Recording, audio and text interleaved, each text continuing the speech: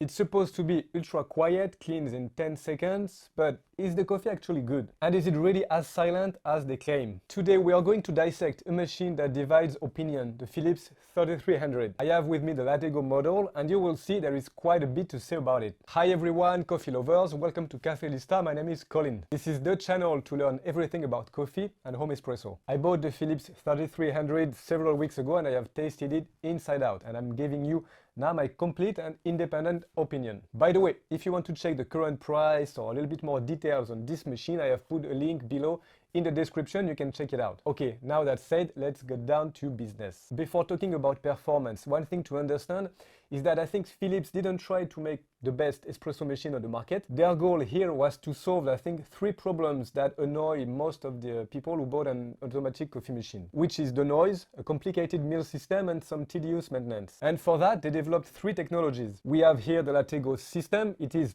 a revolutionary 2-part milk system, so there is no tube that rinses in the sink or in the dishwasher. It's super easy to use. No more tubes that are difficult to clean, and we will see everything about the LatteGo in details pretty soon. Then there is the SilentBrew technology. So it's a patented system that's supposed to reduce the noise by 40% compared to the previous version. Is it really 40%?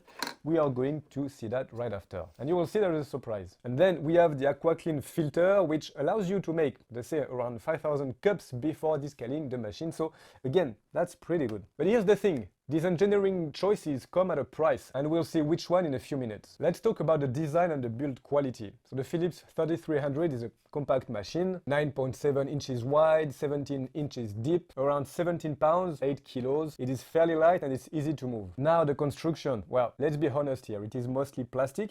We have a pretty nice touch here with the drip tray, it's a stainless steel. We have some chrome accent here that give a more premium look, but it's still plastic, of course, and for its price, that's normal. Don't expect here solid metal. Now, in terms of ergonomics, everything is well thought out. We have a water reservoir here that removes from the front, the grounds container and drip tray too, so you never need to really move the machine to empty or fill it. The interface, now, you can see it in the description. Sometimes it says modern touchscreen, so let's be precise. We don't really have a touch screen here. What we have here, it's touch button with a backlit color, so it's not a real touch screen like on high-end model or on a 5500, but still it's pretty intuitive and it works very well for basic functions. We have 6 pre-programmed drinks: espresso, long coffee, cappuccino, the latte macchiato, iced coffee, and hot water. The customization is done via 3 parameters. We can adjust the coffee intensity. We have 3 settings: the volume in the cup, and for the milk drinks, the foam level too. It is simple, it is straightforward, there is nothing here complicated. However, if you want to change the water temperature or anything, you will have to go in the settings,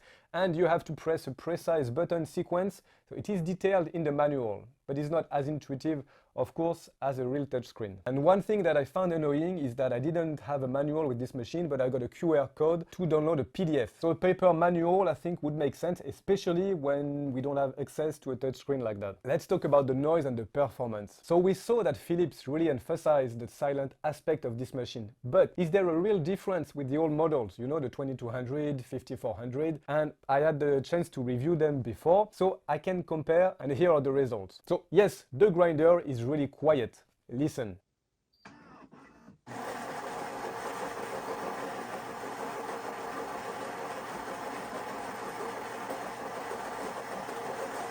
We had a peak at 61-62 decibel, which is really low. It's muffled. In fact, the lid here plays a big role in the noise reduction. Now listen with the lid removed.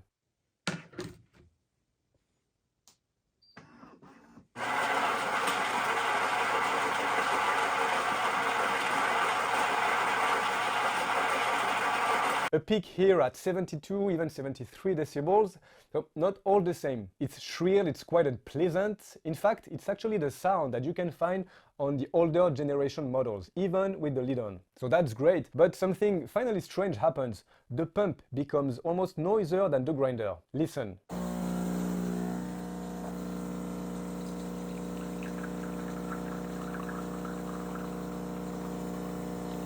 We also have a peak around 62 decibels. But when you listen, the pump is almost more unpleasant than the grinder. And usually it's the opposite. The grinder is louder than the pump. So yes, it is much quieter. Too bad that there wasn't a work done also on the pump noise. But still, it is now one of the quietest bean-to-cup machine in this price range. Now in terms of beverage temperature, good results here. We have an espresso that comes out at 85 degrees Celsius or 185 Fahrenheit when the machine is turned on just after a few minutes. A cappuccino that comes out in the same range, 84, 85, 183 to 185 Fahrenheit. Hot water that comes out over 90 degrees, 194 degrees Fahrenheit. So nothing to complain about. The drinks are more warm enough. After 20 minutes plugged in and several coffee, the machine heats up very little. We have on the top 35 degrees, 95 Fahrenheit, on the cup warmer and a little bit less behind the water reservoir. So that's pretty good results. And now let's talk about the coffee. But first, for those who want to go further and really master their bean-to-cup machine, I have prepared a free guide, Perfect Bean-to-Cup Settings in 5 easy steps. You will find it in the description just below. It's completely free and it will, I hope, help you to get the best of your machine. You can go check it out. Okay, let's talk about the coffee, the extraction. First, here we have a ceramic grinder, 12 adjustments level. So ceramic grinder is good, but let's be honest here, there isn't really much of a difference in the cup. Now the espresso extraction, and here we get to the heart of the debate. Extraction with Philips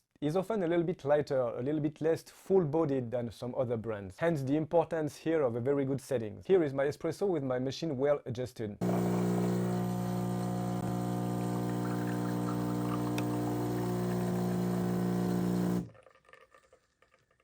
So with the Philips group, I have the impression that the water flows faster. I'm not really able to get a fine, super fine grind, so it creates less resistance and a lighter extraction. It goes a little bit faster. The coffee is not bad, but it's not as intense as some other brands. In terms of measurement, I am between 4.5 and 5.5 in terms of TDS, that measure the extraction. With other brands like DeLonghi, Melita or KitchenAid, usually I am between 6 to 7. So a slightly more intense coffee. And to give you an idea, with a real espresso machine like the one behind, for example, usually we are between 10 and 12% of extraction. So I think for me it's an accepted compromise between ease of maintenance and the coffee intensity and the ease of use. But if for you espresso is everything, it's something important to know. And now here's what people don't really know. So first crucial point, usually the machine needs a breaking period. The first espresso won't be great, you have to let the brew group and the grinder to break in. How long? I would say at least 1 or 2 weeks before making any kind of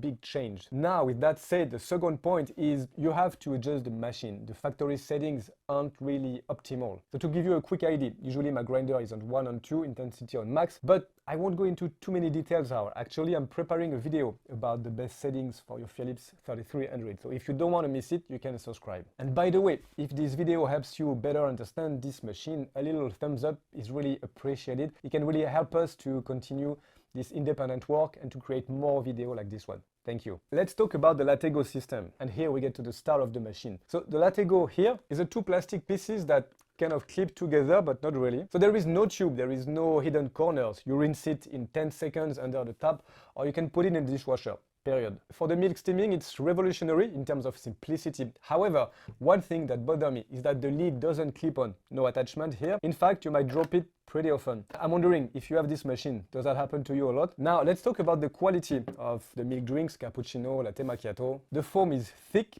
it's dense, voluminous. Casual user find it sometimes creamy or silky smooth, but if you are used to a true barista microfoam, you are going to find it a little bit thick. It doesn't have the fineness, of course, of a real texture milk, and sometimes it's lacking that nice texture. It's kind of a big foam that sits as a layer on the espresso.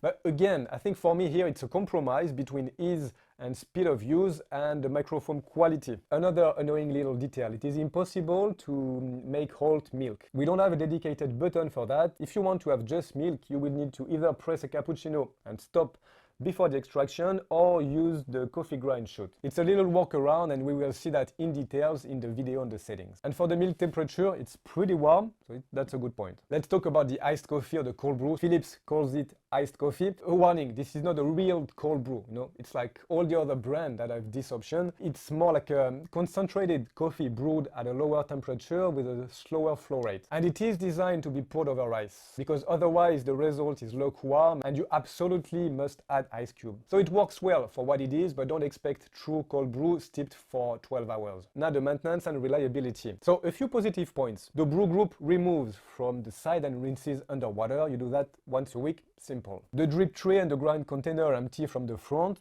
It's easy. As we mentioned, the LatteGo can go in the dishwasher. Super simple. And with the AquaClean filter, you don't have to make any descaling before a long time. If you don't want to use it, no problem, just be sure to use filter water. And of course, like all of those machines, descaling is extremely important, don't forget that. But there is one thing a little bit tedious compared to other brands. You have to grease the brew group every 2 to 4 months, depending on your use. Again, it's not very complicated, but you need to know about it. So what's the difference between the Philips 3300, 3200 or 5500? Well, I don't want to go into too many details, I have more videos about that, but here, to give you an idea, between the Philips 3300 and 3200, we have the same brew group, the same grinder, the same LatteGo system, the same coffee basically. So the difference is this machine is much quieter, the interface is more modern, we have better icons, and the drink menu changes also a little bit, we have iced coffee. And the 5500, same brew group, same grinder, same water reservoir. The difference, it's mostly software and user comfort and user profile. The 5500 offers up to 20 drinks, 5 intensity levels, we have personal user profile and a real touchscreen. So basically, you're not paying for a better coffee, but you're paying for more variety and more personalization. So my verdict, who is this machine for? Well, it could be for you if you're looking the absolute simplicity. If you're upgrading from a capsule machine and you want, again, something really easy to use. If you mostly drink cappuccino and lattes,